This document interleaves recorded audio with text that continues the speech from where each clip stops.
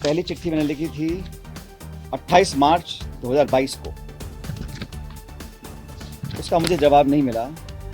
हम चाहते थे एक विस्तारित, पारदर्शी और प्रभावी कार्रवाई करी जानी चाहिए। अभी तक वो कार्रवाई करी नहीं गई है। जब ये खान घोटाला हुआ था, 45,000 करोड़ रुपए का आरोप हमने लगाया था सरकार के ऊपर, और हमने मांग की थी कि इस घोटाले की जांच सीबीआई से की जाए। 4.5 साल बाद भी इस जांच को सीबीआई को नहीं दिया गया। तो ये भ्रम भी फैलाया जा सकता है विरोधियों के माध्यम से। हमारे विरोधी बोल सकते हैं कि भाई ये तो मिलीभगत यहाँ पर हो रही है।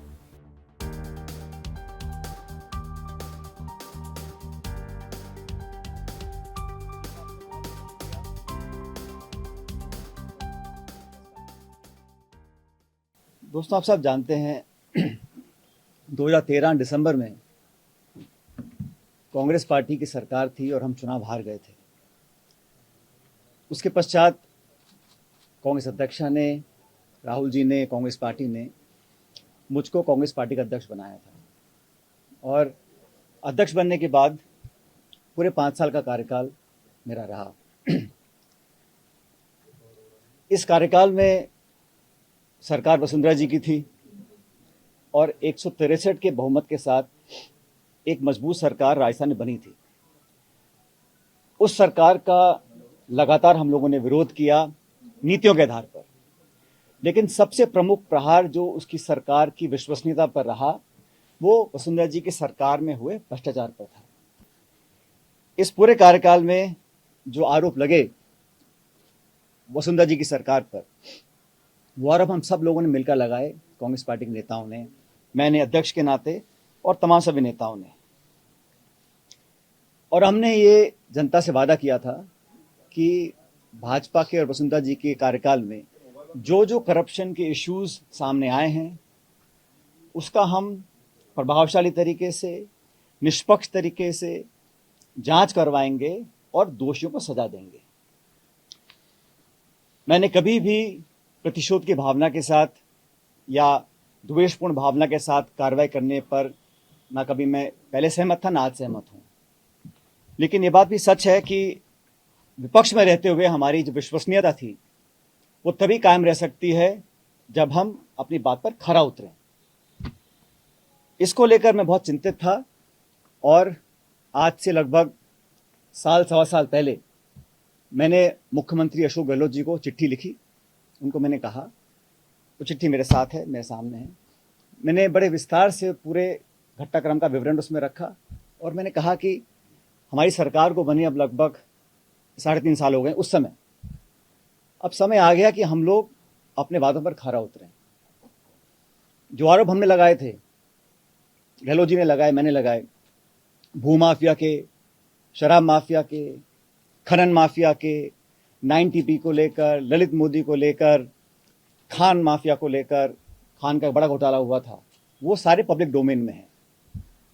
मैंने उनसे आग्रह किया था कि 1.5 साल बचा है चुनाव में, और हम लोगों को, कांग्रेस जनों को ये दिखाना पड़ेगा कि हमारी कथनी और करनी में फर्क नहीं है।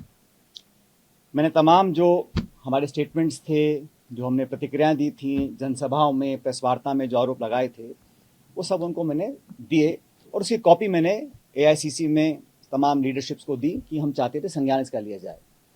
ये पहली चिट्ठी मैंने लिखी थी 28 मार्च 2022 को। उसका मुझे जवाब नहीं मिला। तो फिर मैंने 2 नवंबर 2022 को एक और चिट्ठी लिखी।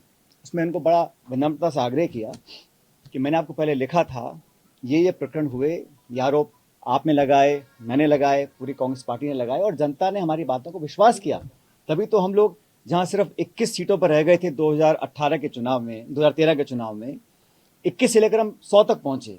तो हमारी बात पर लोगों ने विश्वास किया था। चिट्ठी लिखी मैंने 2 नवंबर 2022 को। उसका भी जवाब मुझे मिला नहीं। और हम चाहते हैं कि जब जनता के बीच जब सिर्फ 6 महीने का, 7 महीने का समय बचा है, तो हम लोग पब्लिक में जाएं, उससे पहले हम लोग कुछ कार्रवाई करें।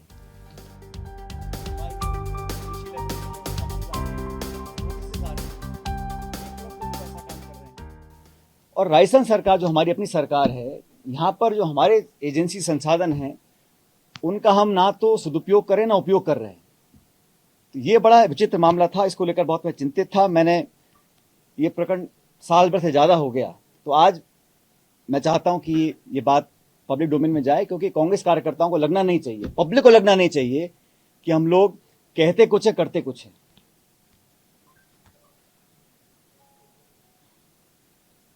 हमारे विरोधी इस भ्रम को फैलाने की भी कोशिश कर सकते हैं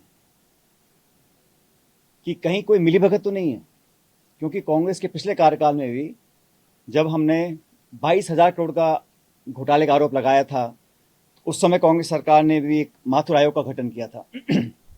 लेकिन न्यायालय ने कहा कि जो गठन हुआ है आयोग का, वो प्रॉपर तरीके से नहीं किया गया, उसमें कोई लीगल कमियां रह गई थी और उसको खारिज कर दिया। तो ये भ्रम भी फैलाया जा सकता है विरोधियों के माध्यम से। हमारे विरोधी बोल सकते हैं कि भाई ये तो मिलीभगत यहाँ पर हो रही है। और वसुंधरा जी का कार्यकाल हम सब ने पब्लिकली कहा कि राजस्थान सरकार का सबसे भ्रष्ट कार्यकाल था, और तमाम प्रकरण सामने आए, उसकी लिस्ट मैं आप लोगों को अभी देता हूं। तो इस धारणा को तोड़ना, प्रभावी तरीके से तोड़ना कि कहीं ऊपरी मिलीभगत तो नहीं थी, बहुत जरूरी हो गया, क्योंकि चुनाव में अब सिर्फ 6-7 महीने का समय रह गया है।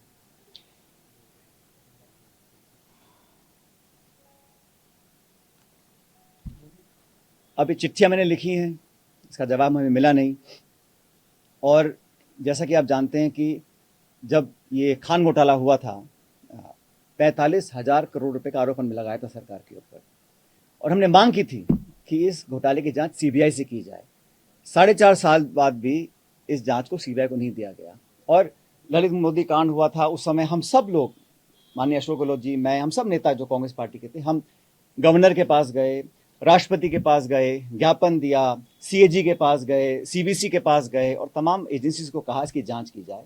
तो आज जब 4.5 साल, 4.25 साल पूरे हो गए सरकार के, कांग्रेस सरकार के, तो भ्रष्टाचार, करप्शन के ऊपर जो हमारी एक नो टॉलरेंस पॉलिसी है करप्शन को लेकर, उसको और पुख्ता करने के लिए हम चाहते थे एक विस्तारित, पारदर्शी और प्रभावी कार्रवाई करी जानी चाहिए। अभी तक वो कार्रवाई करी नहीं गई है।